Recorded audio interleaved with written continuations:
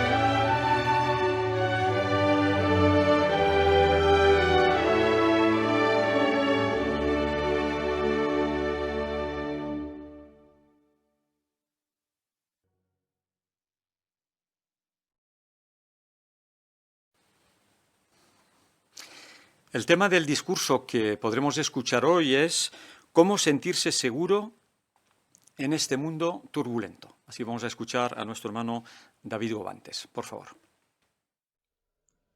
Me siento seguro. Lo que para muchos no es más que un eslogan o una canción, para la mayoría, si no para todos, es una necesidad natural, algo lícito y fundamental. Pero es posible sentirse seguro, o yendo un poco más allá, estar verdaderamente seguro en el mundo en el que vivimos. Algunos lo han catalogado, el mundo de la actualidad, como dice nuestro tema, un mundo turbulento. Por ejemplo, el que fuera Premio Príncipe de Asturias 2010, un escritor franco-libanés llamado Amin Maalouf, él dijo: el papel de la cultura es aún más crucial en épocas descarriadas. Y la nuestra, dijo él, afirmó, es una época descarriada. Descarriada, turbulenta, como dice nuestro tema. Bueno, pues es que vivir en épocas así hace que millones de personas no se sientan seguras. Por eso la pregunta: ¿es posible hallarnos verdaderamente seguros en la actualidad? La humanidad en ocasiones se ha sentido segura. Pero ¿cuándo desapareció esa sensación de seguridad? ¿En qué año especialmente? En 1914, sí. Ese año fue especial. Los estudiantes de la Biblia que vivían antes de esa fecha llevaban décadas anunciando la importancia de este año. ¿Y cómo sabemos que realmente fue así, significativo? Pues lo sabemos por el registro que dejaron los historiadores. Por ejemplo, la revista alemana Der Spiegel dice que antes de 1914 la gente creía en un futuro dorado, próspero, progreso, pero entonces todo cambió. Otra revista de mucha reputación, la revista Geo, dice que la guerra que se inició en agosto de 1914 causó una ruptura histórica, separando lo viejo de lo nuevo.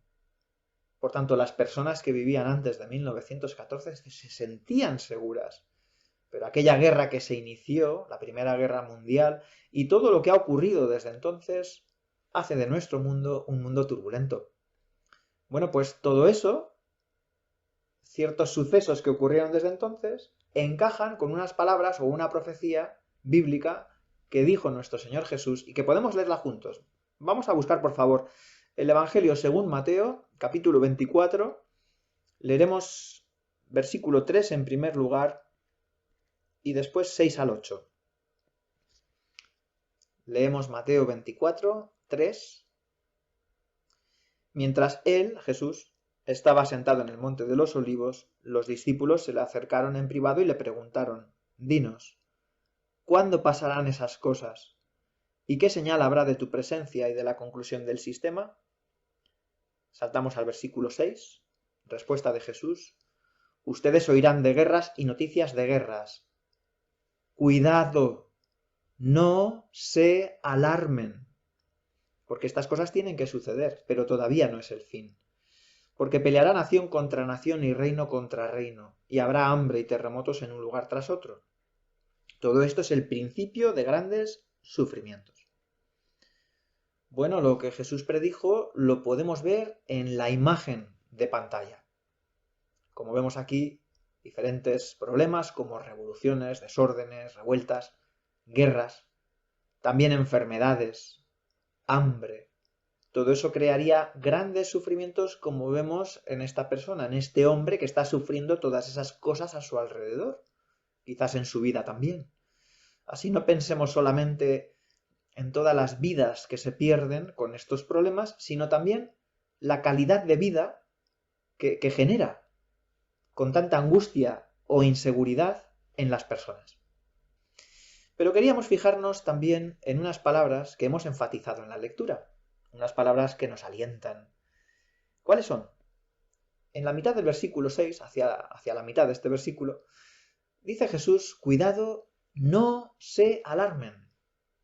Luego entonces, ¿podemos no alarmarnos, mantenernos seguros en este mundo turbulento? ¿Podemos? Tan cierto como las demás palabras que hemos leído en estos versículos. Sí, es posible, como dijo Jesús, no alarmarse. Pero la pregunta es ¿cómo? ¿O dónde? ¿Dónde podemos hallar verdadera seguridad? Bueno, el único que garantiza seguridad real en nuestros tiempos es Jehová Dios. Si Jehová promete en su palabra que protegerá a los que le adoran con espíritu y con verdad. Y esa es la clave. Adorar a Jehová de esta manera. ¿Cómo lo hacemos? Adoramos a Jehová con espíritu cuando, además de hacerlo con una motivación adecuada, correcta, dejamos que su espíritu nos guíe. Y para eso es preciso que sintonicemos nuestro espíritu, es decir, lo que predomina en nuestra mente, nuestra actitud mental dominante, sintonizarla con el espíritu de Jehová, con su forma de pensar. Y esto lo hacemos mediante el estudio, meditación y aplicación de su palabra. Así le adoramos con espíritu. Y a esto le sumamos con verdad. De nuevo, ¿cómo se consigue? Conociendo la verdad de la Biblia. Tenemos que estudiarla, porque así conocemos la verdad de Jehová, la verdad de su propósito, de su voluntad, de cómo quiere que le adoremos. Ahora podemos adorarle no a nuestra manera o a la manera de otros, sino de verdad, como Jehová desea. Cuando hacemos esto, podemos sentirnos verdaderamente seguros, al adorar a Jehová con espíritu y con verdad. Jehová nos garantiza lo que dice Proverbios 18:10. Vamos a leerlo juntos, por favor. Proverbios 18:10. Leemos así: El nombre de Jehová es una torre fuerte. El justo corre hacia ella y recibe protección. Bueno, vamos a analizar en detalle este versículo clave de nuestra conferencia. Y empecemos por el final. ¿Notaste lo que ofrece Jehová? Protección. Más o menos lo que Jesús nos decía en Mateo 24:6. No alarmarnos ante tantas dificultades, estar y sentirnos seguros. ¿Notaste además que hay una notita en la palabra protección? En tu Biblia, en tu dispositivo electrónico. Esa nota nos dice que literalmente protección es puesto en alto, es decir, fuera de alcance, a salvo, seguro. Puesto en alto. ¿Y quién garantiza esto? El Altísimo. El Altísimo es el que nos pone en alto. Por tanto, ¿puede alguien ponernos tan fuera de alcance, tan a salvo? ¿Alguien que nos haga sentirnos más seguros que Jehová? Nadie como Él. Por eso al principio del versículo llama la atención a su nombre. Porque el que hace que llegue a ser o mueve a su creación para cumplir o conseguir su propósito es el que nos garantiza verdadera seguridad. Jehová se encargará de que se cumplan esas palabras en cada uno de sus siervos. Ahora bien, esa protección es para todos, según leíamos. El versículo da la respuesta, da dos requisitos. Cuando dice a ella corre el justo, dos requisitos. Primero, que Jehová nos considere justos. Y es cierto, no lo somos. Pero nos puede ver así, si le adoramos con espíritu y con verdad. Y por otro lado, segundo requisito, correr. ¿Pero en qué sentido corre el justo? Bueno, en que no se demora, no tarda en entablar una buena relación con Jehová, mediante la dedicación, el bautismo y luego vivir en armonía con la voluntad de Jehová. Es entonces cuando Jehová llega a ser esa torre que leíamos que ofrece protección. ¿En qué sentido? Bueno, pues para entenderlo nos vendría bien saber lo que eran las torres en estos tiempos que se escribieron estas palabras, en los desiertos, desiertos no de arena, desiertos de roca, que eran lugares estériles, de piedra, sin agua. En un lugar así, si nos encontráramos ante un peligro de salteadores, de tormentas, de fieras, ¿qué nos gustaría ver cerca? Una torre, ¿verdad? Para encontrar refugio dentro. Claro que sí. Ahora, ¿bastaba con saber que existía una torre, pero no saber dónde? ¿O ante el peligro, bastaba con ver esa torre desde lejos, como si fuera un amuleto que viéndola, pues uno ya se sentía seguro? Sin duda que no. Y no ocurre lo mismo con Jehová. Claro, para tener su protección no basta con saber que existe. Eso ya lo hacen muchos, incluso los demonios, pero su futuro es sombrío. Tampoco basta con verle desde lejos, es decir, conocer algo sobre su voluntad. Quizás simpatizar con su pueblo, hasta cierto grado hacer su voluntad, pero sin entregarse de lleno, de todo corazón, sin entrar en esa relación estrecha de amistad, sin entrar en la torre. Por eso, para no temer nada ahora ni en el futuro, debemos conocer al portador de ese nombre. Debemos adorarle con espíritu y con verdad. Y entonces Jehová será para nosotros esa torre que nos garantiza protección. Conseguiremos lo que decía Jesús. En este mundo turbulento, no alarmarnos. ¿Ponemos un ejemplo? Bueno, en la situación actual en la que vivimos podemos pasar por problemas, por angustias, por inquietudes, por sucesos previstos e imprevistos. ¿Cómo en esos momentos difíciles Jehová nos da protección? ¿Cómo es así? Pues Jehová nos invita a que pongamos en práctica lo que dice Filipenses 4, 6 y 7. Vamos a leerlo juntos, por favor. Filipenses, esta carta de Pablo, capítulo 4, versículos 6 y 7. Leemos así. No se angustien por nada. Más bien, en cualquier situación, mediante oraciones y ruegos y dando gracias, háganle saber a Dios sus peticiones. Y la paz de Dios, que está más allá de lo que ningún ser humano puede entender, protegerá sus corazones y sus mentes por medio de Cristo Jesús.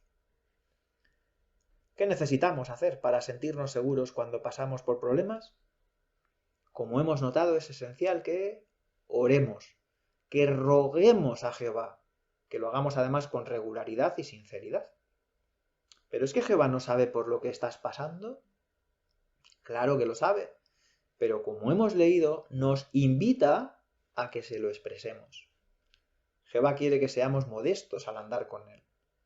Y cuando dependemos de Él y se lo expresamos en oración, demostramos modestia, que no confiamos en nuestras fuerzas, sino en lo que Jehová nos puede dar, en su espíritu, en su paz. Y ahora cuando le pedimos su espíritu y permitimos que su espíritu nos guíe, es verdad que no se nos libra de todo problema. Sí, Jehová milagrosamente no nos los quita. Pero ¿qué nos da? Disfrutamos de esa paz, no de cualquier paz. Hemos leído una paz que es de Dios, que está más allá de lo que se puede comprender, porque es milagrosa. Sí, es una paz especial. No se encuentra en técnicas de relajación, meditación, en la naturaleza, en cosas de este mundo, en actividades de cualquier tipo. Para recibirla, como hemos visto, es vital lo que vemos en la siguiente imagen. Vamos a verla, por favor.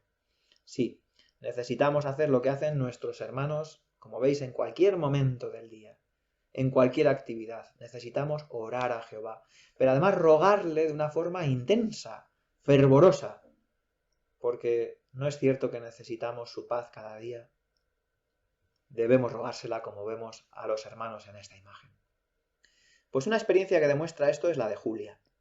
Julia recuerda haber atravesado un periodo de pruebas unos años atrás, y ella dice lo siguiente. La familia, el trabajo, los amigos, dice, nada parecía ir bien. Finalmente, como no sabía qué hacer, dice que suplicó paz mental. Por las noches le rogaba a Jehová que le diera esta paz, que le ayudara a dejar de preocuparse por todo. ¿Y cómo le ayudó la oración a Julia? Ella misma lo dice. Al cabo de unos días me di cuenta de que si bien mis problemas no habían desaparecido, ya no estaba tan preocupada por ellos. ¿Qué demuestra este caso? Pues demuestra de que todos necesitamos la paz de Jehová cada día. Que podemos tener inquietudes, que podemos sufrir problemas, como todos, sucesos, previstos e imprevistos, pero no nos agobiarán tanto como a otros, porque Jehová nos puede dar esa calma, esa paz milagrosa, que hace que temores, que inquietudes cambien, se transformen en calma, en paz, la paz de Dios. Bueno, ¿de qué otras maneras Jehová también nos da verdadera seguridad? Pues por ejemplo, mediante Jesús, comparó los sucesos actuales que estamos viviendo con los sucesos de los días de Noé, un mundo prediluviano, y también los de Sodoma y Gomorra. Saber esto, que aquello fue un modelo de lo que ocurrirá en nuestros días, también nos permite ser optimistas. Vamos a anotarlo. Busquemos, por favor, segunda carta de Pedro, capítulo 2, versículos 5, 6 y 9. Segunda carta de Pedro 2, 5, 6 y 9. Leemos así. Tampoco se contuvo de castigar a un mundo antiguo, pero mantuvo a salvo a Noé, predicador de justicia, junto con otras 7 personas cuando trajo un diluvio sobre un mundo de gente irreverente. Y, al reducir a cenizas las ciudades de Sodoma y Gomorra, las condenó y así le puso un ejemplo a la gente irreverente de lo que va a pasar. Saltamos al versículo 9. Así que Jehová sabe rescatar de las pruebas a las personas que le tienen devoción y reservar a las personas injustas para que sean destruidas en el día de juicio. Bueno, ahora entendemos por qué podemos ser optimistas, porque tanto el diluvio como los días de Sodoma y Gomorra fueron ejemplos, como leíamos, o modelos de lo que ocurrirá en un futuro cercano. Lo mismo que Jehová puso un fin, acabó con el mundo violento y con los problemas de sus siervos devotos, lo mismo ocurrirá en nuestros días. Nuestros problemas van a tener un final, y este mundo turbulento también. Pero del mismo modo que guardó en seguridad a personas de devoción, lo mismo ocurrirá en nuestro tiempo. Pensemos, por tanto, en los sobrevivientes. ¿Por qué se libraron Noé y su familia de la destrucción? Según explica el Génesis, porque Noé andaba con el Dios verdadero. Sí, Noé acudió a la torre, no le bastaba con saber que existía, y tanto él como su familia le adoraron a Jehová, obedeciéndole, construyendo un arca, predicando y hallando seguridad dentro de este arca cuando Jehová les dijo que entraran. Del mismo modo, hoy nosotros debemos refugiarnos en el único lugar de seguridad que existe, como es, no un arca literal de madera, sino un arca simbólica, la congregación cristiana. Eso es. El pueblo de Dios es, por decir así, es el lugar de seguridad que tenemos en la actualidad, pero también será el único lugar de seguridad cuando llegue la destrucción de este mundo turbulento. Y ese ambiente que tenemos en el pueblo de Dios, queremos valorarlo mucho, ¿verdad que sí? Porque disfrutamos de las mejores compañías, compañerismo cristiano, del mejor trato posible, porque Jehová nos cuida tenemos su enseñanza, tenemos un paraíso espiritual. Y es por eso que las personas que tienen la perspectiva de sobrevivir ya están entrando con urgencia en este arca simbólica, en este paraíso espiritual. Ahora bien, ¿será el único requisito? ¿Bastará con entrar en este arca simbólica para sobrevivir al fin de este mundo turbulento? Pues Jesús nos dice que debemos de prepararnos algo más, prepararnos para un momento muy cercano que encontramos en Mateo 25. Os invito a buscar también, por favor. Mateo 25, 31 al 33, 40 y 46. Vamos a leer estas palabras que también son parte de la respuesta que Jesús dio a la pregunta que leíamos al inicio del discurso en Mateo 24, 3. Por tanto, es parte de la señal. Leemos Mateo 25, 31 al 33. Cuando el Hijo del Hombre venga en su gloria y todos los ángeles con él, entonces se sentará en su glorioso trono. Todas las naciones serán reunidas delante de él, y él separará a las personas unas de otras, igual que el pastor separa las ovejas de las cabras. Pondrá a las ovejas a su derecha, pero a las cabras a su izquierda. Saltamos al versículo 40. Y el rey les responderá: les aseguro que todo lo que le hicieron a uno de estos hermanos míos, más pequeños, me lo hicieron a mí. Saltamos al 46. Estos irán a la destrucción eterna, pero los justos irán a la vida eterna. Bueno, identifiquemos los personajes. En esta parábola de las ovejas y las cabras, como sabemos, el Hijo del Hombre, el Rey, es Jesús. Y sus hermanos son quienes reinarán con él. Por tanto, son los cristianos ungidos. Y sabemos que tiene su cumplimiento en estos tiempos que vivimos, en un futuro muy cercano. En algún momento de la gran tribulación, cuando Jesús juzgue quién es justo e injusto, quién es oveja o cabra. Por tanto, nos afecta esta parábola de lleno. Porque cuando Jesús juzgue pronto entre ovejas y cabras, ese juicio, ¿de qué dependerá, como hemos leído? Versículo 40. De lo que hacemos ahora a sus hermanos ungidos. Porque es ahora que los tenemos.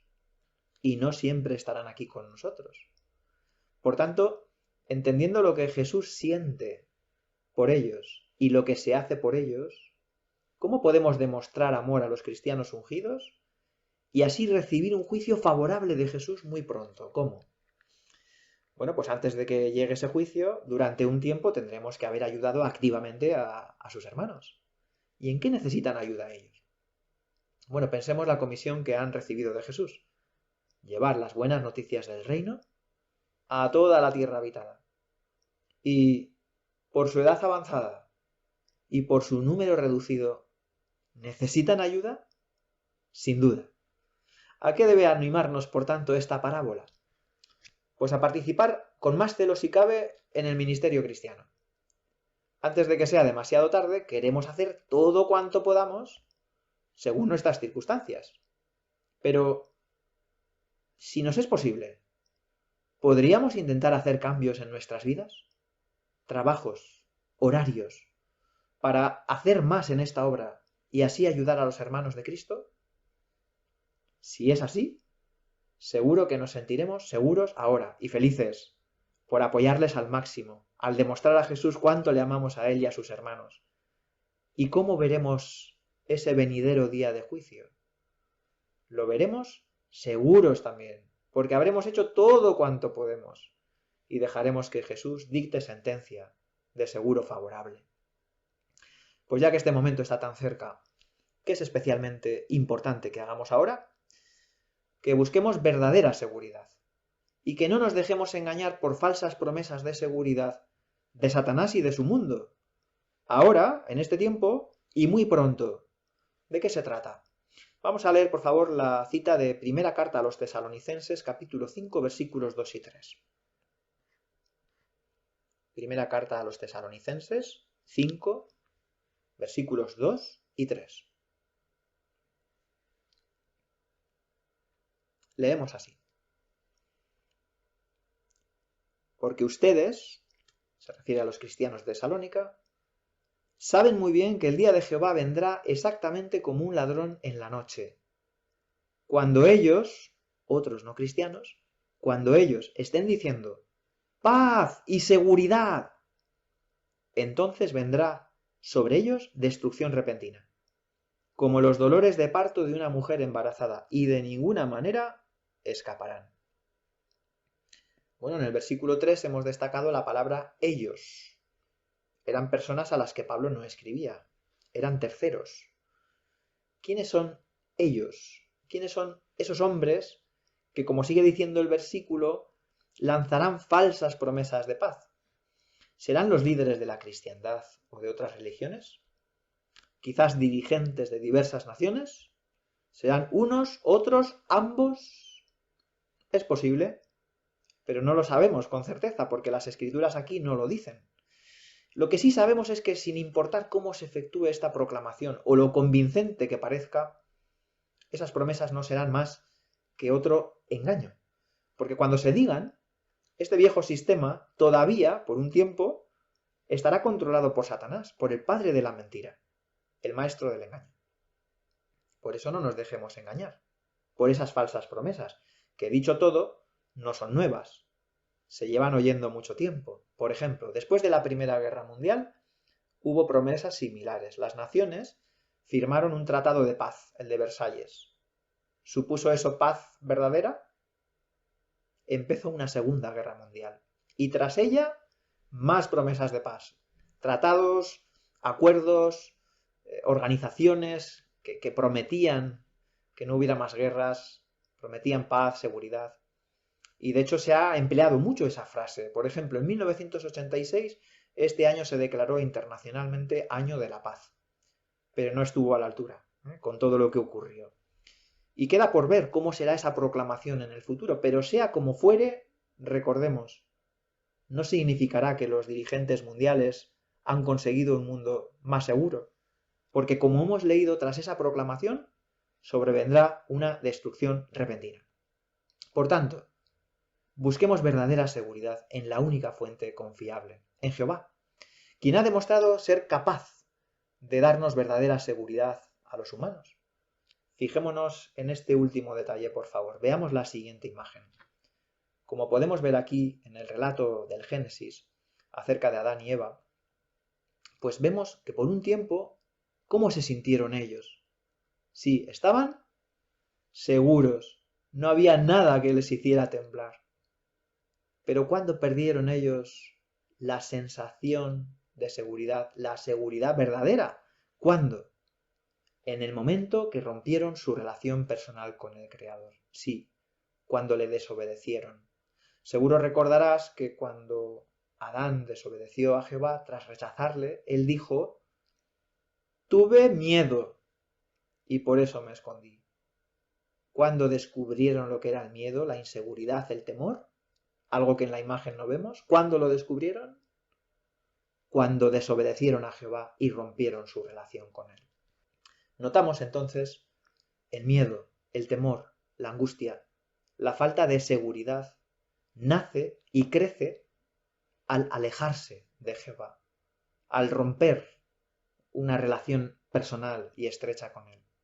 Por tanto, si invertimos el proceso, si obedecemos a Jehová y entablamos una relación íntima con Jehová, estrecha, haciendo su voluntad, podemos disfrutar de una vida bastante segura ahora y en breve totalmente segura. ¿Cómo? Pues haciendo lo que hoy hemos recordado. 5 puntos. Primero, prestando atención a su palabra, la Biblia, para adorarle, como decíamos, con espíritu y con verdad. Segundo, entrando en una buena relación con Jehová, entrando con urgencia, como decíamos, no posponiéndolo. Proverbios 18:10.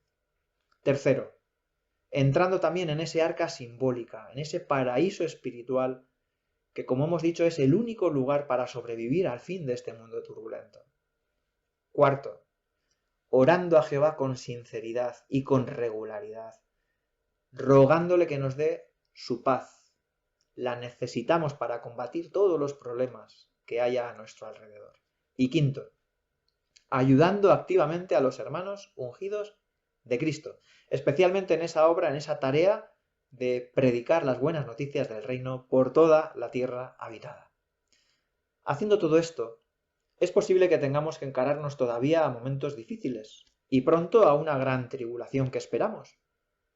Pero cualquier daño que nos ocasione este sistema, ¿cómo lo veremos teniendo a Jehová de nuestro lado? Pues lo veremos, como dijo el apóstol Pablo, como algo momentáneo, algo pasajero, pero nada comparado al futuro maravilloso que nos espera. Sí, no habrá nada que nos cause un daño permanente. Por eso, como cantábamos al principio, en la canción 142, en la tormenta no has de perder la calma, porque el mundo, el nuevo mundo, ya lo podemos divisar. Y esa es la esperanza que es el ancla de nuestra alma, que nos protege de naufragar. Sí, en otras palabras, tenemos razones y motivos de sobra para sentirnos verdaderamente seguros en este mundo turbulento. Pues muchísimas gracias, hermano Govantes, por la excelente información de la que hemos disfrutado. Pues ahora pasaremos a nuestro estudio de la Atalaya y nos lo presenta nuestro hermano Alfredo Miquel. Queridos hermanos, es un placer darles la bienvenida al estudio de la Atalaya de esta semana. Tenemos un artículo de estudio muy animador, de esos que nos llenan de ganas para seguir predicando el mensaje del reino. Y ya estamos todos listos para disfrutar de este programa espiritual. Vamos a alabar a Jehová y a pedirle su bendición. Cantemos la canción 68 que nos recuerda una parábola de Jesús. Se titula Sembremos semillas del reino y luego haremos una oración.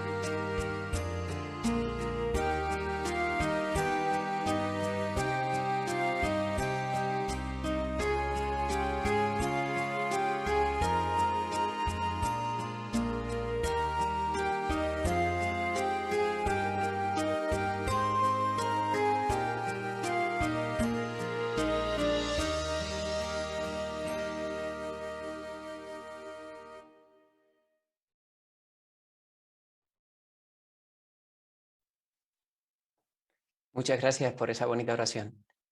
El artículo de esta semana está en la revista de octubre, es el 43. Se titula No se rinda. Y el texto temático son las palabras de Pablo que encontramos en Gálatas 6:9. No dejemos de hacer lo que está bien. La verdad es que tanto el título del artículo como el versículo temático tienen mucha fuerza, nos animan a seguir adelante. Y eso nos viene muy bien porque, como indica el avance de este artículo, a veces podemos sentirnos decepcionados o incluso tristes si no conseguimos que alguien llegue al bautismo, que nuestros estudiantes progresen en la verdad. Hasta podríamos pensar que somos un fracaso como publicadores del reino, y eso a la larga podría robarnos la fuerza, la ilusión. Pero ¿cómo ve Jehová este asunto? Desde su punto de vista, ¿qué es un publicador de éxito? ¿Y cuáles deberían ser nuestras expectativas al predicar o al hacer discípulos? Pues vamos a hablar de esto con la ayuda de personajes bíblicos como Jesús, Pablo, Noé, también de hermanos del siglo XX que no se rindieron y que sí tuvieron éxito. No perdamos detalle de este artículo que tiene reflexiones muy animadoras para nuestros tiempos. Queridos comentaristas, gracias de antemano por sus comentarios, los vamos a escuchar con muchísima atención. Y también a nuestro querido lector, el hermano Héctor Mata.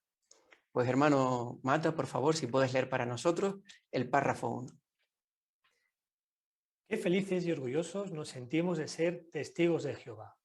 Llevamos el nombre de Dios y demostramos que somos sus testigos cuando les predicamos a las personas y les enseñamos de Él. Nos alegra poder ayudar a alguien que tiene la actitud correcta para obtener vida eterna a hacerse siervo de Jehová. Nos sentimos como Jesús, que sintió una inmensa felicidad por medio del Espíritu Santo cuando sus discípulos volvieron de una campaña de predicación y le contaron las buenas experiencias que habían tenido. Muchas gracias, hermano Mata. La pregunta es, ¿por qué nos sentimos felices y orgullosos los testigos de Jehová? Hermano Sánchez. Pues básicamente por dos cosas, porque llevamos el nombre de Jehová, por un lado, algo que es un auténtico privilegio para todo ser vivo aquí en la tierra, y luego porque podemos ayudar a otras personas a que puedan conocerlo también y ser sus amigos. Muy bien, muchísimas gracias. Hermano Capiscol. Sí, eso es lo que se cita también en Hechos 13:48, ¿no? Cuando dice que el poder ayudar a alguien que tiene la actitud correcta, hacerse siervo de Jehová y puede obtener vida eterna, pues nos causa gran alegría. Exacto, muy bien, muchas gracias. Hermano Gil. Y así fue como se sintió Jesucristo, ¿no? Él envió a sus discípulos a que fueran a predicar y cuando volvieron pues le contaron las buenas experiencias que habían tenido estos. Y en Lucas 10:21 se muestra cómo Jesús se sintió contento, feliz por el buen trabajo que habían hecho sus discípulos. Así que es una actitud digna de imitar. Muy bien, muchísimas gracias, hermano Gil. Estupendo, gracias por sus buenos comentarios. Seguimos con el párrafo 2, hermano Mata. Para nosotros, la predicación es algo muy importante. El apóstol Pablo le dio este consejo a Timoteo: presta constante atención a tu conducta y a tu enseñanza. Y añadió: así te salvarás a ti mismo y también a los que te escuchan. Estas palabras nos muestran que hay vidas en juego. Le prestamos constante atención a nuestra conducta porque somos ciudadanos del reino de Dios.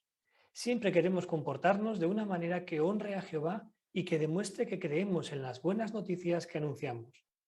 Y le prestamos atención a nuestra enseñanza preparándonos bien para la predicación y pidiéndole a Jehová que nos ayude cuando vamos a hablar de él a otros.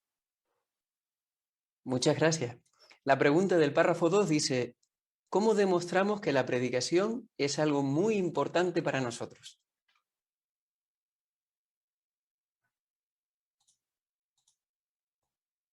Hermano Román, por favor.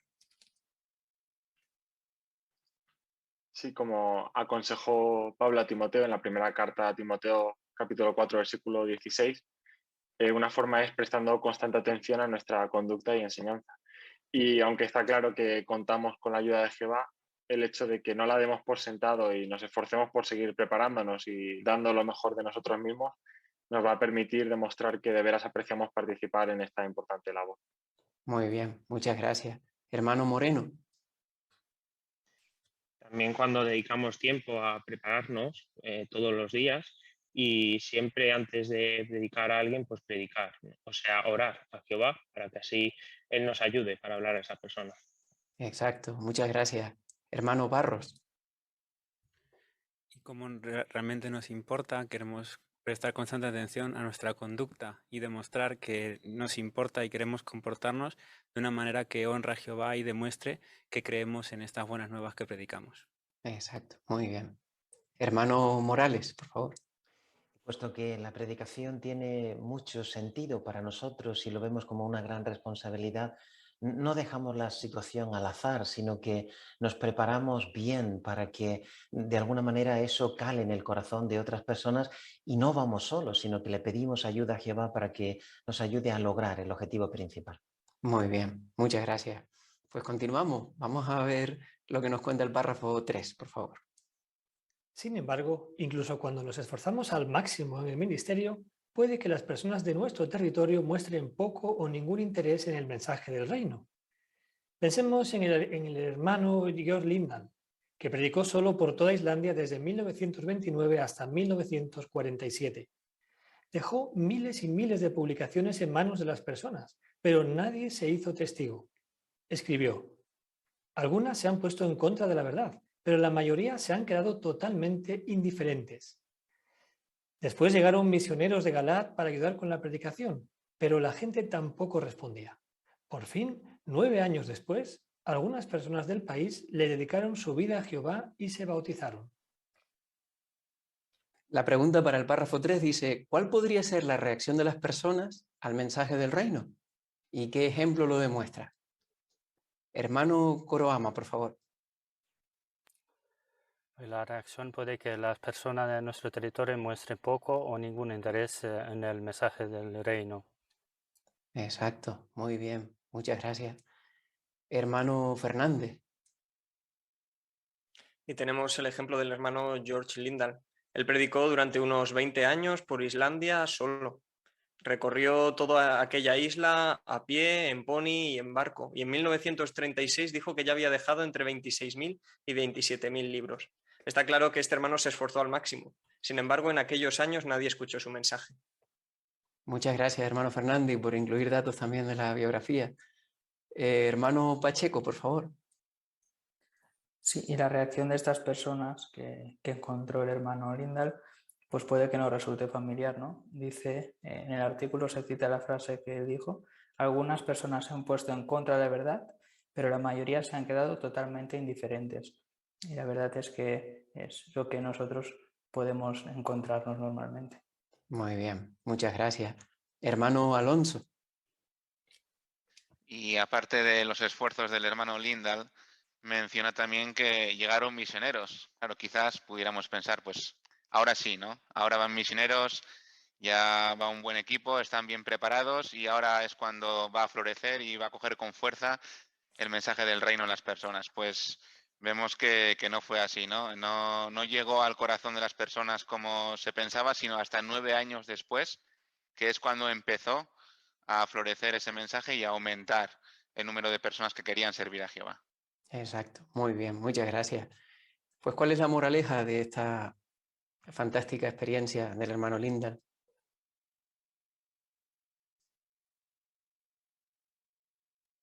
Hermano Bárcena, por favor. Pues que muchas veces nuestro esfuerzo no se relaciona directamente con un buen resultado, ¿no? A veces hay que tener mucha paciencia, esperar por muchos años, o a veces simplemente es que no aparece nunca a pesar de nuestros esfuerzos. Muy bien, muchas gracias, hermano Bárcena. Pues continuamos con el párrafo 4, por favor. Cuando las personas rechazan nuestro mensaje, nos sentimos desilusionados. Puede que nos pase como a Pablo, que dijo que tenía una gran tristeza y un dolor constante, porque los judíos en general se negaron a aceptar que Jesús era el Mesías prometido. Y si le damos clases de la Biblia a alguien, pero no progresa a pesar de nuestros esfuerzos y nuestras oraciones, y al final tenemos que suspender el curso, ¿o qué hay si nunca hemos llevado a nadie al bautismo? ¿Deberíamos sentirnos culpables y quizás pensar que Jehová no está bendiciendo nuestra labor? En este artículo daremos respuesta a 2 preguntas. ¿Cómo sabemos si nuestro ministerio es un éxito? ¿Y qué expectativas realistas deberíamos tener?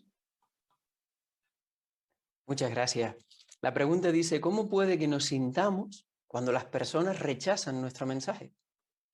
Hermano González. Bueno, como amamos a Jehová y amamos a las personas a las que predicamos, pues cuando rechazan el mensaje de Jehová nos podemos sentir desilusionados y es algo normal. De hecho, el apóstol Pablo mismo se sintió así.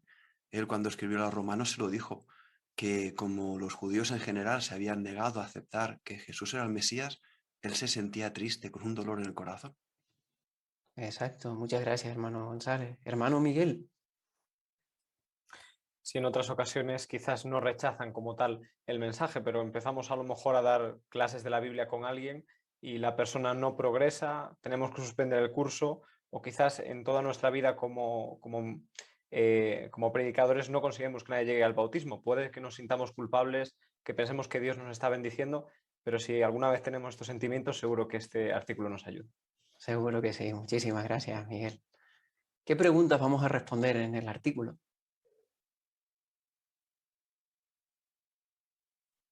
Hermano Delgado, por favor. Pues daremos respuesta a la pregunta ¿cómo sabemos si nuestro ministerio es un éxito? Y también qué expectativas realistas deberíamos de tener. Perfecto, muchas gracias. Pues empezamos con el primer subtítulo. ¿Cómo sabemos si nuestro ministerio es un éxito? Pues párrafo 5, por favor, hermano Mata. Cuando la Biblia habla de la persona que hace la voluntad de Dios, dice, todo lo que él haga tendrá éxito. Pero eso no significa que todo lo que hacemos para Jehová saldrá como queremos. Nuestra imperfección y la de los demás hacen que la vida esté llena de problemas. Además, puede que nuestros enemigos logren interrumpir por un tiempo que prediquemos con libertad. Entonces, ¿cómo mide Jehová el éxito de nuestro ministerio? Veamos algunos principios de la Biblia que nos ayudarán a responder a esta pregunta. Muy bien. ¿Por qué lo que hacemos para Jehová no siempre da los resultados que habíamos esperado? Hermano Hernáez. Porque aunque lo hagamos con buena intención, esto tiene muchas variantes y depende de muchas cosas. En Job, allí en su capítulo 14, el versículo 1, él reconoce que el ser humano tiene muchas limitaciones y entre ellas está nuestra imperfección y los giros o problemas que puede tener la vida en este sistema. Es verdad, muy bien. Muchas gracias. Hermano Coroama, por favor.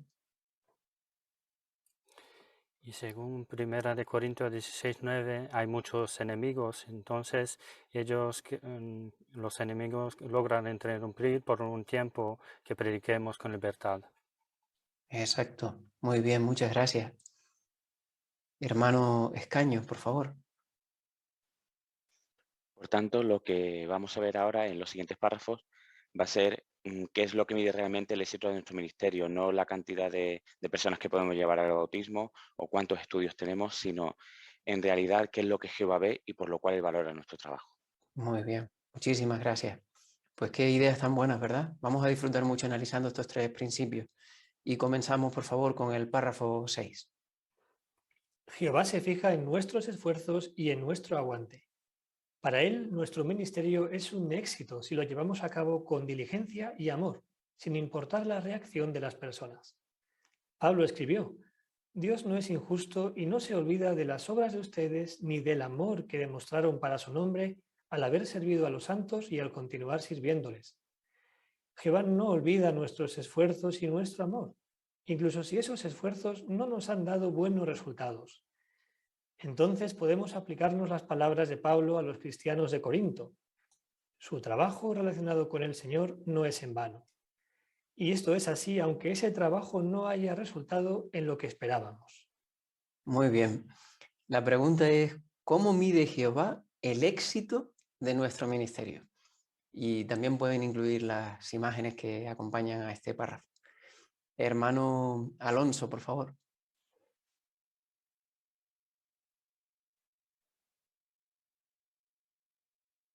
No te escuchamos. Disculpa, hermano Alonso. Perdón. Pues la respuesta la encontramos en Hebreos 6:10, cuando Pablo, por inspiración, menciona que Jehová no es injusto para olvidar las obras y el amor que hemos demostrado para su nombre. Entonces, como hemos visto cómo mide, pues depende el esfuerzo que hagamos en esta obra y en el amor que pongamos en ello. Ese es el éxito que tendremos. Muy bien, muchas gracias, hermano Alonso. Hermano Devia. Las empresas comerciales fijan cuotas a sus vendedores que tienen que cumplir y si no lo hacen, sus esfuerzos no sirven de nada a la hora de la paga o de recibir un bono. Pero Jehová hace lo contrario, recompensa nuestros esfuerzos sinceros aunque no obtengamos los resultados que deseábamos. Y eso es muy animador porque indica que el éxito está al alcance de todos independientemente del territorio donde prediquemos. Qué bien, tenemos el mejor jefe. Hermano Moratilla. Y como mencionaba el hermano Devia, desde el punto de vista humano, al final eso es injusto, ¿no? Pero como vemos tanto en el texto de Hebreos como en Primera de Corintios, Jehová no es injusto, Jehová es justo con nosotros.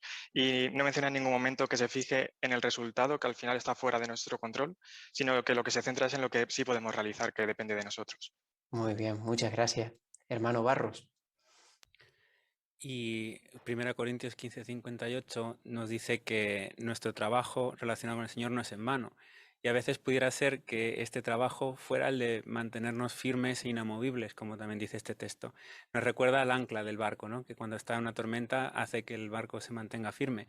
Pues Jehová ve y valora nuestros esfuerzos cuando nos mantenemos firmes y seguimos trabajando a pesar de las dificultades. Muy bien, muchísimas gracias. Hermano Gil. Y es lo que podemos ver en la imagen, ¿no?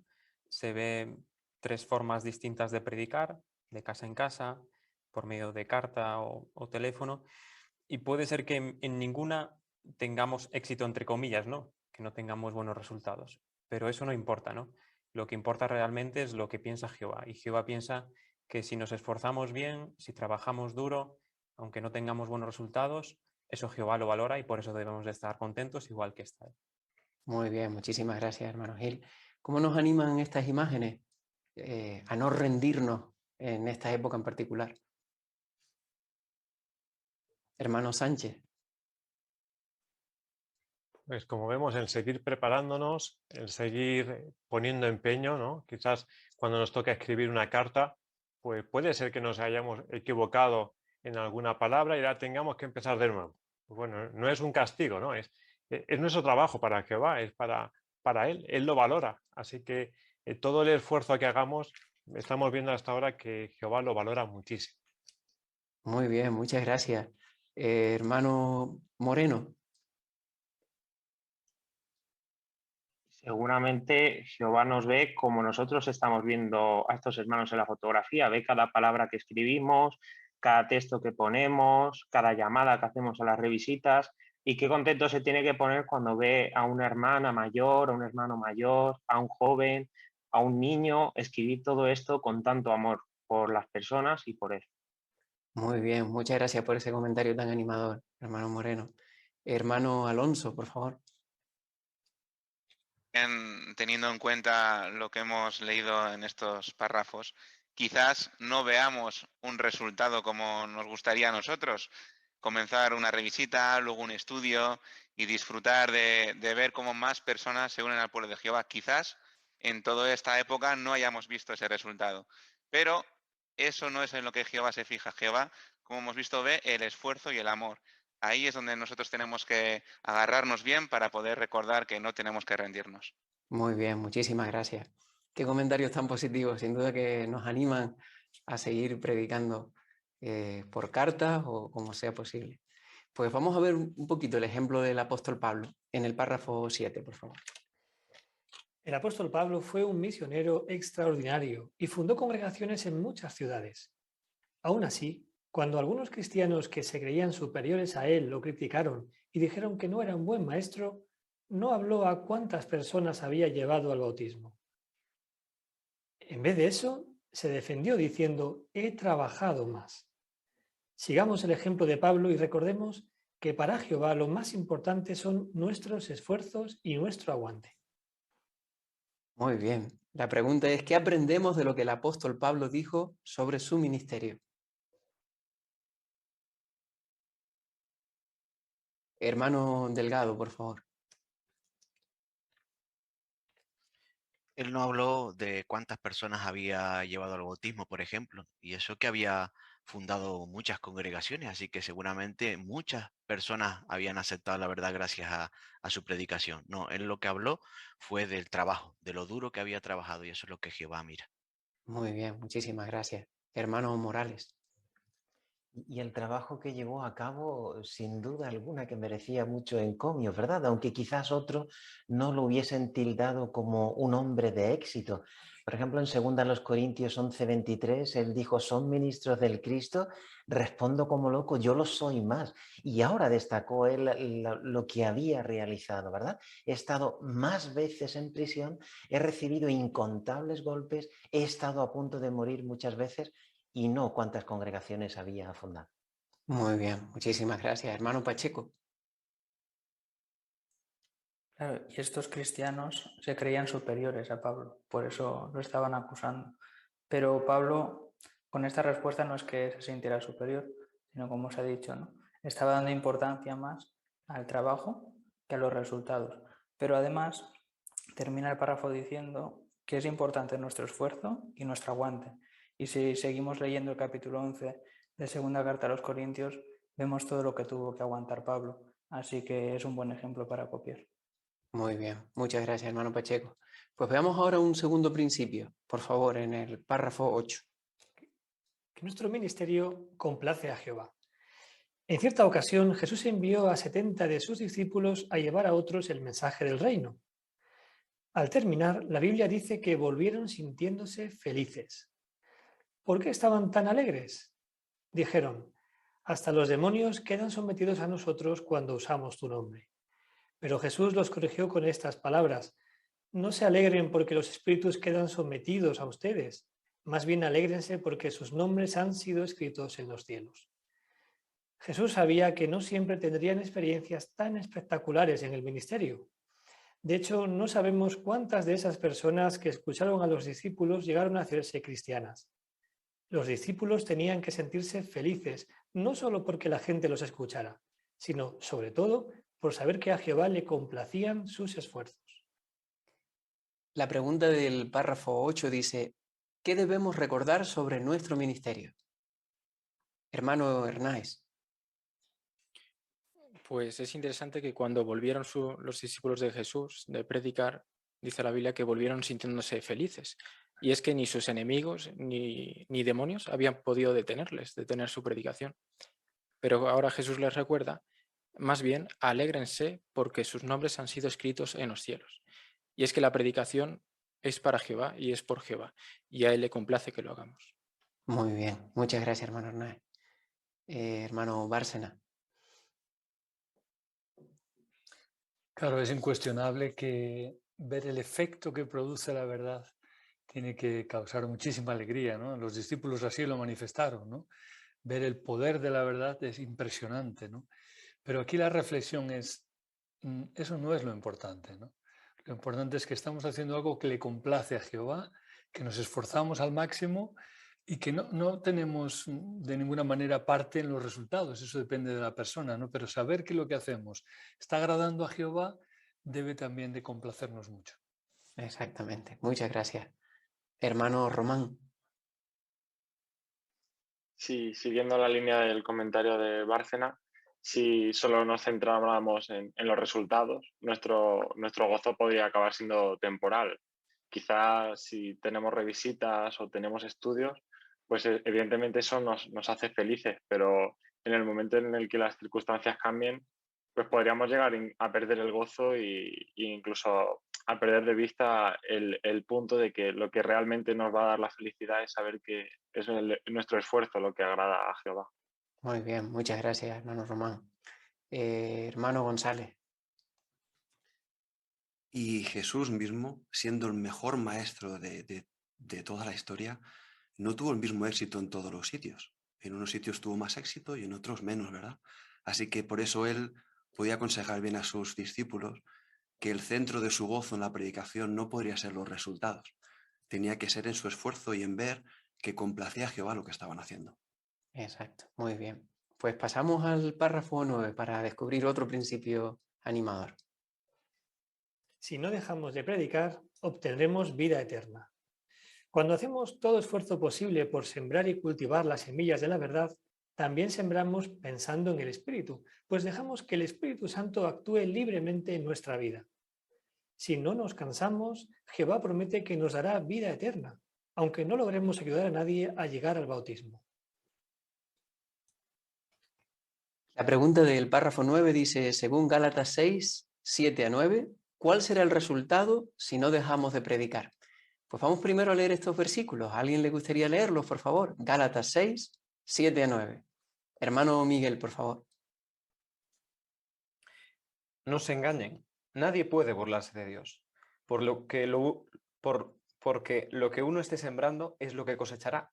El que siembra pensando en su carne, cosechará de su carne la corrupción, pero el que siembra pensando en el Espíritu, cosechará del Espíritu la vida eterna.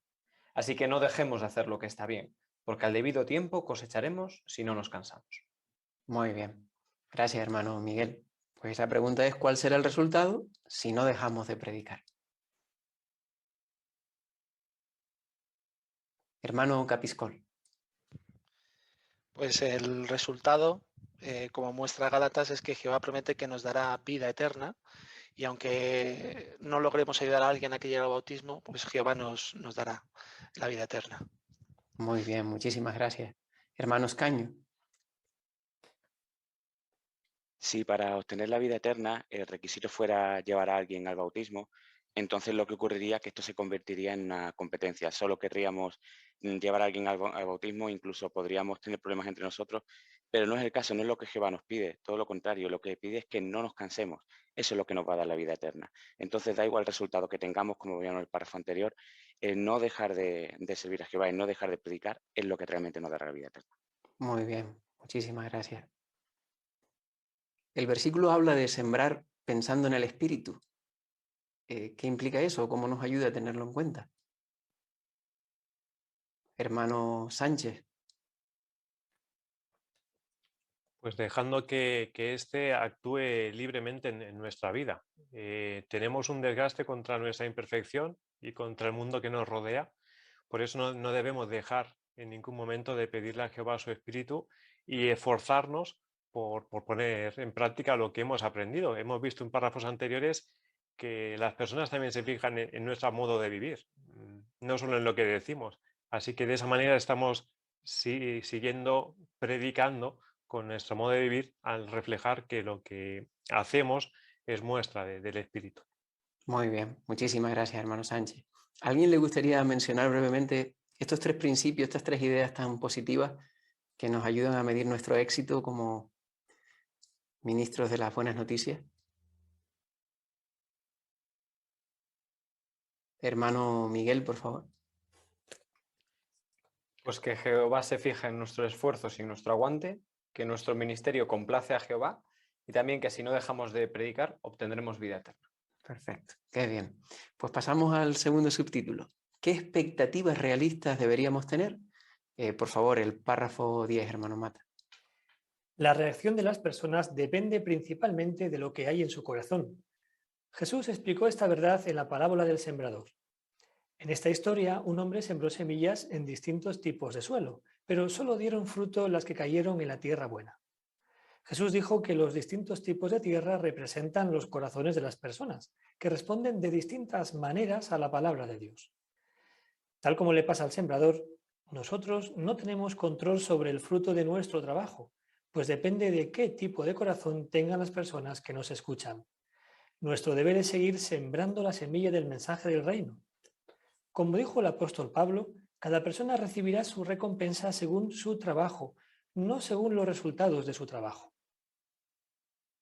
Muy bien. La pregunta es, ¿de qué depende la reacción de las personas a nuestro mensaje?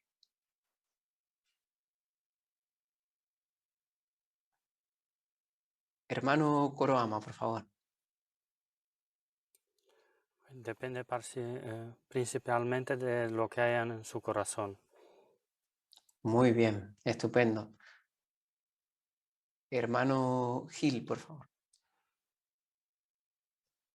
Y hay distintos tipos de corazones, ¿no? Jesús lo puso una parábola en Lucas 8, ahí mencionó distintos tipos de suelo, así que hay distintos tipos de corazones y en cada tipo de suelo pues va la semilla, ¿no? En algunos tiene éxito y en otros no.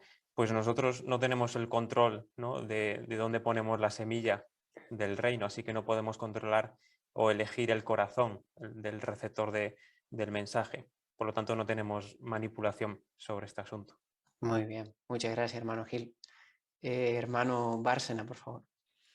Esta es una idea muy interesante, ¿verdad? Porque si se nos dejara elegir el terreno, pues a lo mejor tendríamos alguna opción, pero no podemos ver corazones. Así que nosotros hacemos nuestro trabajo esperando, ¿no?, que alguna de estas semillas caiga donde debe de caer, ¿no? Por lo tanto, lo que se valora, pues es eso, ¿no?, nuestro trabajo y no los resultados. Exacto, muy bien, muchas gracias, hermano Bárcena. En la parábola que encontramos en Lucas 8, concretamente en los versículos 11 al 15, ¿qué tipos de terreno o qué tipos de corazones encontramos ahí en estos versículos?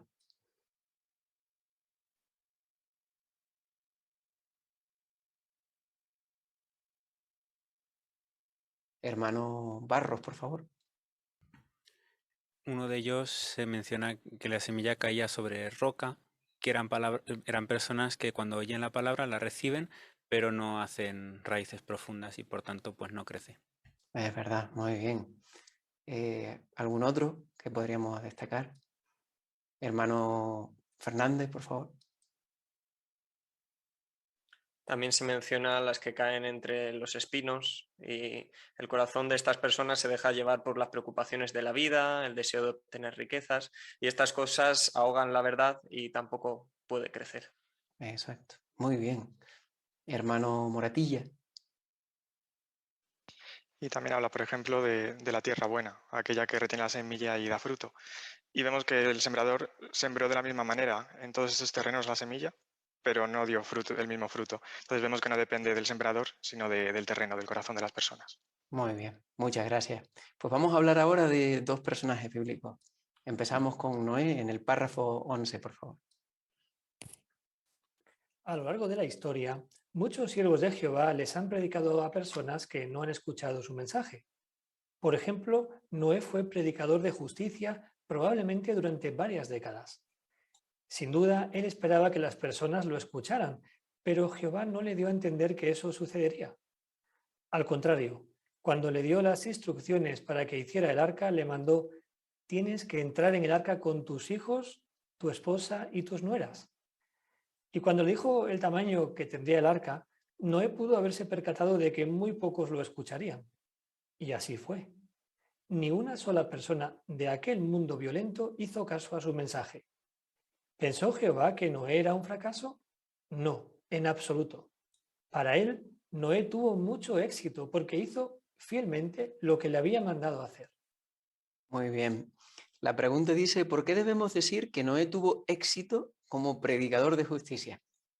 Y aquí podemos incluir la imagen de la portada, el dibujo. Hermano Alonso, por favor. Pues como menciona Génesis 6:22, dice, Noé hizo todo lo que Dios le había mandado.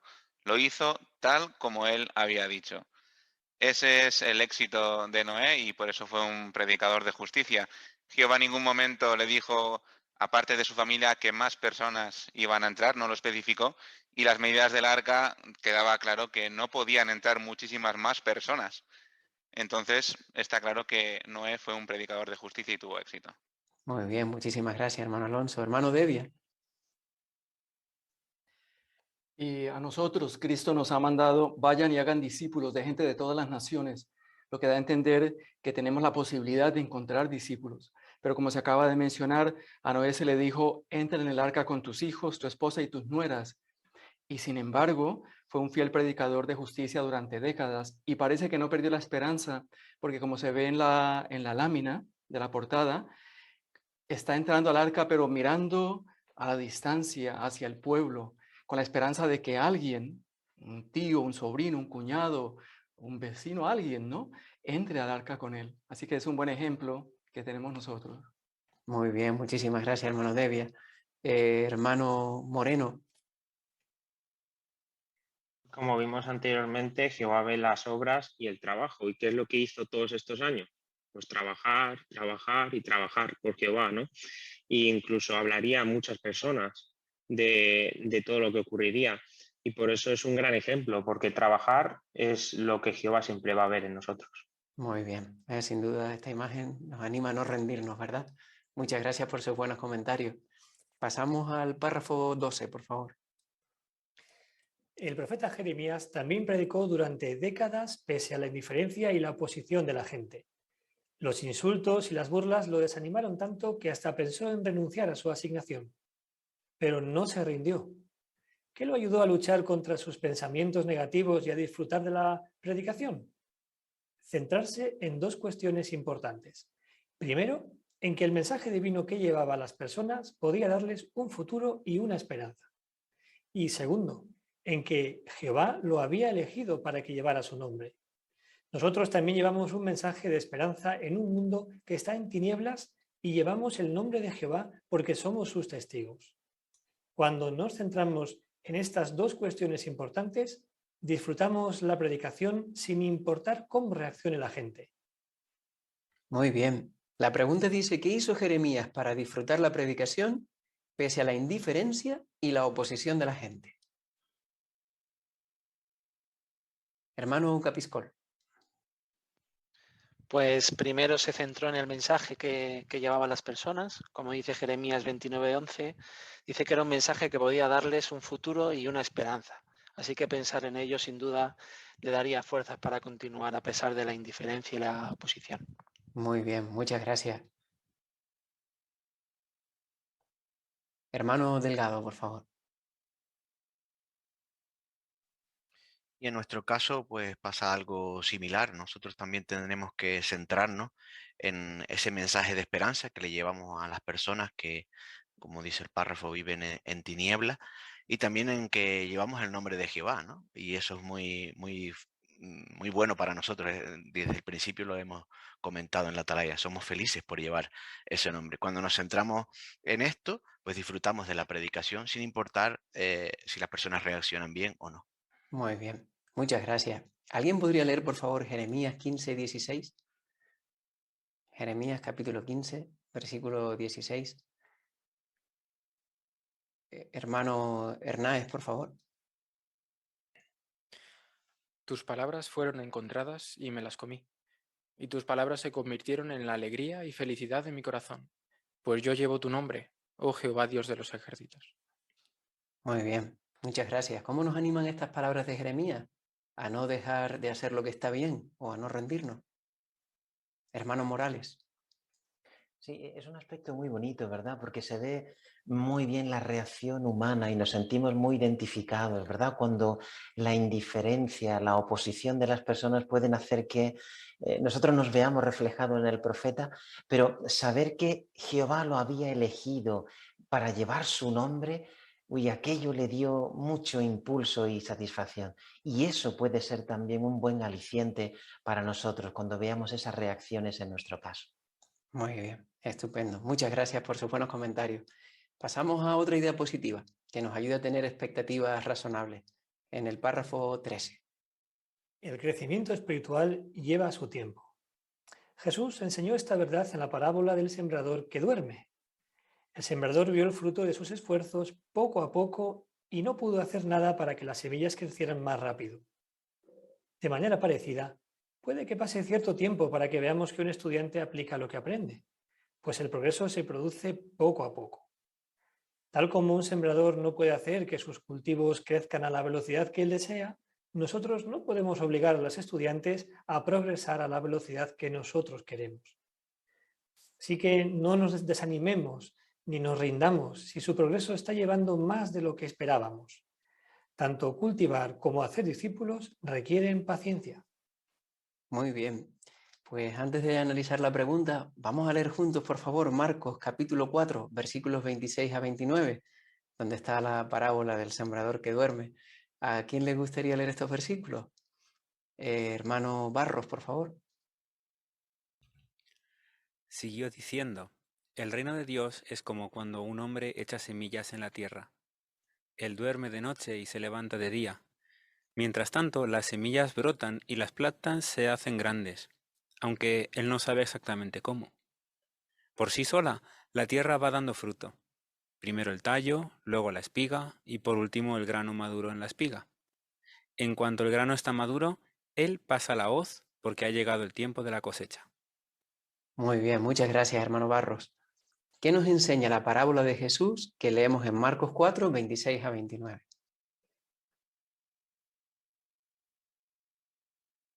Hermano Devia, por favor. Nos enseña que el crecimiento espiritual de los estudiantes es paulatino, va por etapas y tiene su propio ritmo, que cada estudiante crece a una velocidad diferente. Es como el crecimiento físico, ¿no? No crecemos más rápido porque alguien nos tire de las orejas. Sencillamente tenemos que esperar de 18 a 20 años para llegar a la estatura definitiva y luego ver que otros pueden crecer más rápido que nosotros. Por eso se requiere ser pacientes porque no podemos acelerar este proceso.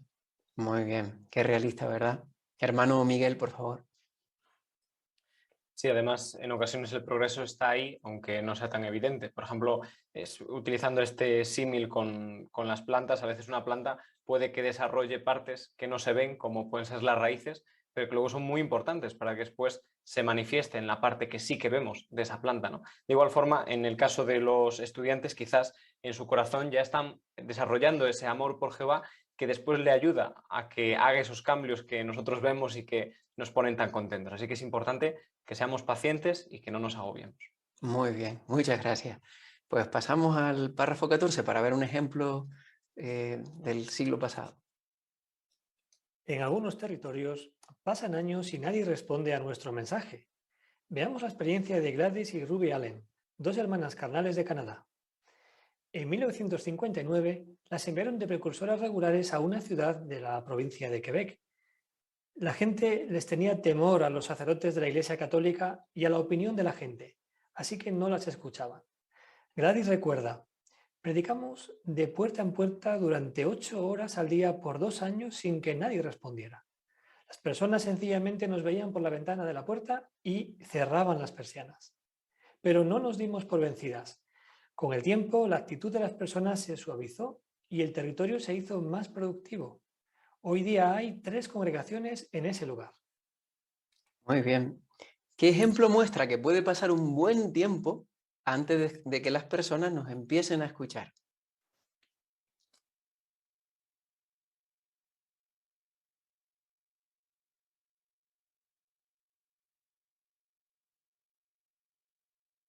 Hermano Sánchez, por favor. Tenemos el ejemplo de Gladys y Ruby Allen, pues que ellas 2 años, durante 8 horas cada día llamando a las puertas y no había manera, nadie respondía. Les veían, estaban ahí, pero cerraban hasta las persianas, ¿no? Pero ahí las hermanas fueron constantes y no se rindieron. Y al final pues dio resultado. Con el tiempo, pues a día de hoy, como dice aquí, hay 3 congregaciones sirviendo a Jehová en aquel lugar. Muy bien, muchísimas gracias, hermano Sánchez. Hermano Alonso. Está mucho cómo se titula la biografía de estas hermanas. Dice: no cambiaría nada. Todo lo que vivieron, la indiferencia, pero ese celo que tenían, como dice aquí, el crecimiento espiritual lleva su tiempo, eran conscientes de ello y por tanto no se rindieron y no perdieron el gozo. Esa es la lección que a nivel personal pues puedo aprender, ¿no? Que pese a que en el ministerio quizás no se vea el resultado que se quiere y el tiempo que se quiere, si no cambiamos nada, es decir, si no nos rendimos, al final tendremos éxito, que es lo que Jehová mide. Muy bien, muchísimas gracias, hermano Alonso. Gracias por sus comentarios.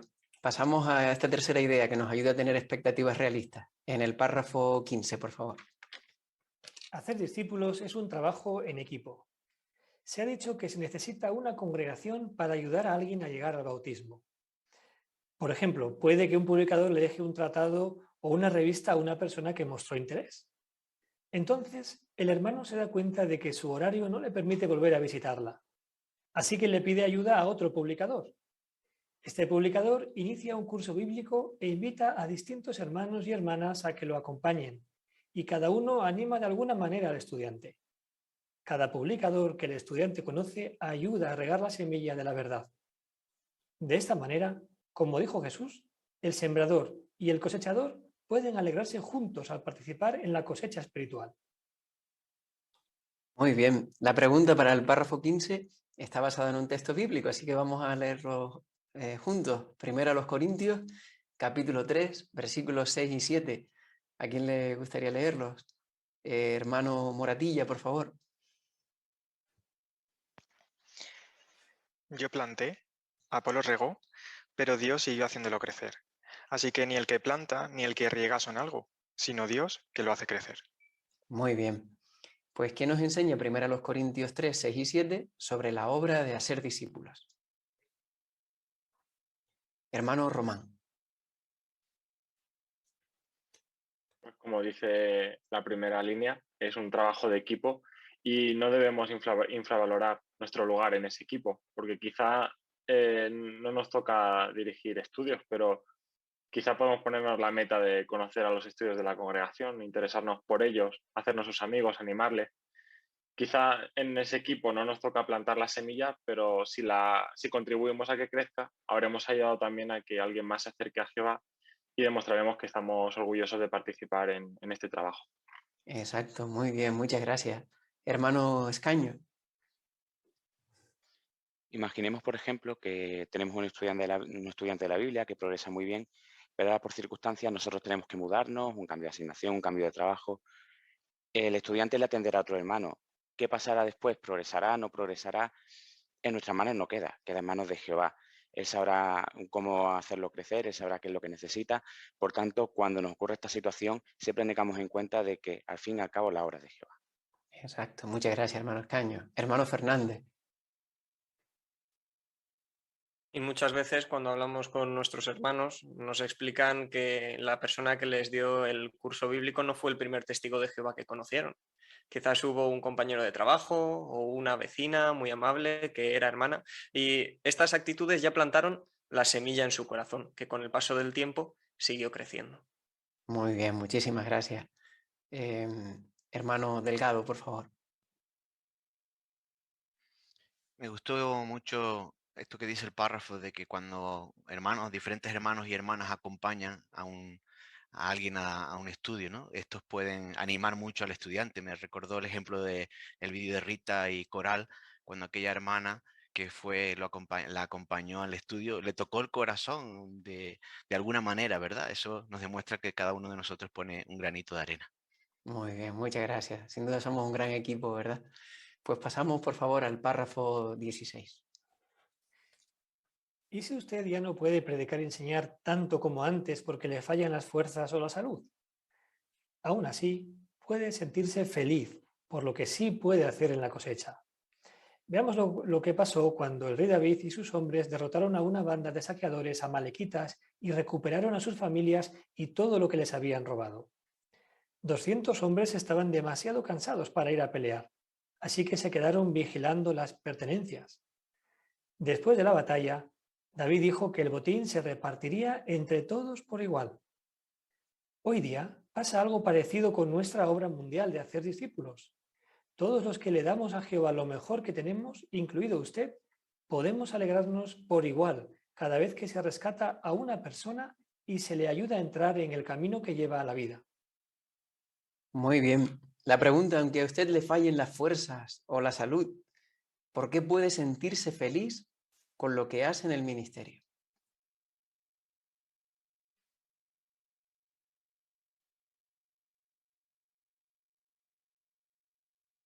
Hermano Bárcena, por favor. Pues porque lo que Jehová nos pide es que le demos lo mejor, nuestra parte, ¿no? Y este ejemplo de David que viene aquí es muy, muy, muy hermoso, ¿no? Porque muestra un principio, ¿no? que Jehová tiene en cuenta, ¿no? Que uno tiene que hacer su parte, todo lo que pueda en esa parte, y seguro que va a recibir la bendición de Jehová. Exacto. Muchas gracias, hermano Bárcena. Hermano Pacheco. Sí, y en el relato de 1 Samuel 30, 21 a 25 que tenemos aquí, David recuerda que lo que han conseguido se lo ha dado Jehová y que nadie debía quedarse más que el otro, ¿no? Había que repartirlo, tanto los 400 que habían ido a la guerra como los 200 que se habían quedado descansando. Y esto nos recuerda lo que mencionábamos en el párrafo anterior, somos un equipo. Y cuánto nos alegramos, ¿no? Cuando alguien en la congregación comienza a estudiar y progresa, aunque ni llevemos el estudio ni lo conozcamos personalmente, pero todos nos alegramos mucho. Es verdad, muy bien. Y gracias por destacar esa idea del versículo 23. Fantástico. Pues pasamos al último párrafo, que es muy reconfortante, el 17. Le damos gracias a Jehová porque valora con amor el servicio que le damos. Él sabe que no podemos controlar el resultado de nuestros esfuerzos, pero se fija en nuestro duro trabajo y en el amor que le ponemos y nos recompensa por ello. También nos enseña a ser felices con lo que podemos hacer en la gran cosecha. No lo dudemos, Dios nos dará su aprobación si no nos rendimos. Muchísimas gracias, hermano Mata, por leer también para nosotros. Hemos disfrutado mucho de la lectura. ¿Por qué podemos darle gracias a Jehová? Hermano González. Porque como hemos dicho antes, Jehová es el mejor jefe que podríamos tener en el trabajo más importante que nos ha dado, que es la predicación, y Él nos valora no por los resultados, sino por el esfuerzo, por el amor con el que servimos y por todo lo que hacemos por Él. Muy bien, muchísimas gracias, hermano González. Qué ideas tan positivas, ¿verdad? Hermano Morales. Sí, y cuánto nos consuelan también las palabras de Jesús ahí en Juan 14, 12, cuando le daba importancia en realidad a demostrar fe en Él, ¿no? Incluso Él llegó a decir, hará las obras que yo hago.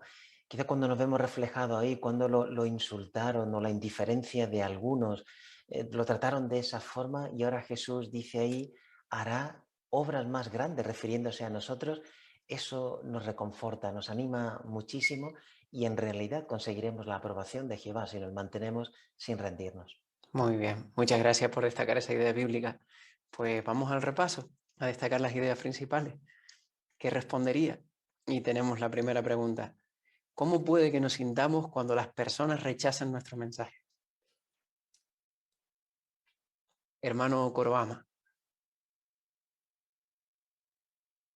Seguro que no nos sentamos muy bien y a gusto porque nuestro deseo es que todo y mucha gente escuchen y por esto nos podemos sentir desilusionados. Es verdad. Muchas gracias, hermano Coroama. Estupendo. Pues vamos a la segunda pregunta. ¿Cómo sabemos si nuestro ministerio es un éxito? Hermano Moratilla. Pues no por los resultados que tengamos, sino por el trabajo que realicemos. Una de las ideas que veíamos es que Jehová valora y se fija en nuestro esfuerzo, en todo lo que hagamos por Él y en nuestro aguante. Perfecto, muchas gracias. Hermano Sánchez. Y también vimos la importancia de dejar que el Espíritu Santo fluya en nuestra vida. De esa manera reflejemos también ese poder que tiene lo que aprendemos de su palabra. Muy bien, muchas gracias por esa idea también. Hermano Miguel. Así que si nos autoanalizamos y nos damos cuenta o estamos seguros de que estamos haciendo un trabajo para Jehová con diligencia y con amor, podemos tener claro que Jehová nos califica de publicadores de éxito. Exacto, qué bien. Muchas gracias por esas ideas tan positivas. Hermano Moreno, que vi ahí tu mano. Y también como vimos en Lucas 10, 17 al 20, porque nuestros nombres serán escritos en los cielos, ¿no? ¿Por qué? Porque alegramos a Jehová y eso es lo más importante en nuestra vida.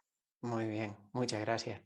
Pues la última pregunta dice, ¿por qué no debemos darle demasiada importancia a cuántas personas hemos llevado personalmente al bautismo? Hermano Barros. Básicamente porque eso depende del corazón, no de la semilla. Nosotros plantamos, pero no podemos escoger qué tierra es donde va a caer. Entonces no nos preocupamos porque eso depende de las personas. Muy bien, muchas gracias. Hermano Devia. Así, tanto el que ha llevado a decenas de personas al bautismo como el que no ha llevado a nadie, a los ojos de Jehová son igual de exitosos. Y tanto sembradores como cosechadores son sencillamente obreros en esta labor. Y por lo tanto, Jehová recompensa el trabajo y no el número de discípulos que hagamos. Exacto, muy bien. Hermano Bárcena, por favor. Y es muy hermoso, ¿no? Saber que para Jehová tiene mucho valor aquello que no se ve aparentemente, ¿no? Él ve nuestros esfuerzos, nuestro celo, el amor que hemos puesto en la predicación, aunque a veces los resultados no acompañen, pero Él sí que lo ve. Exacto, muy bien. Hermano Morales. También pensar en la labor de equipo. A veces en un equipo el que marca el gol, aunque sea uno, ese le da la victoria al equipo, pero ganan todos, ¿no? Incluso hasta el que se ha lesionado y ha hecho o ha contribuido muy poquito, incluso ese se siente ganador, su equipo lo ha hecho. Pues así nos sentimos nosotros también. El que gana es nuestro Dios Jehová. Eso es lo que importa. Muy bien, muchas gracias. Pues muchas gracias a todos. La verdad que han transmitido muy bien el espíritu y las ideas principales de este artículo tan bonito. Sin duda no nos equivocamos cuando nos hicimos testigos de Jehová cuando decidimos participar en la proclamación de las buenas noticias del reino. Servimos a un Dios, como se ha comentado muy bien, que se fija en lo que hacemos, en nuestro amor, en nuestro aguante, en nuestra diligencia, y nos bendice por nuestro trabajo. Se fija cuando nos conectamos a predicar con la congregación, nos ve dirigiendo cursos bíblicos tal vez tarde en la noche, un Dios que nos ve predicando con nuestro grupo. Participamos en una obra que le hace feliz a Él, sobre todo. Es lo que a Él le gusta que nosotros hagamos, ¿verdad?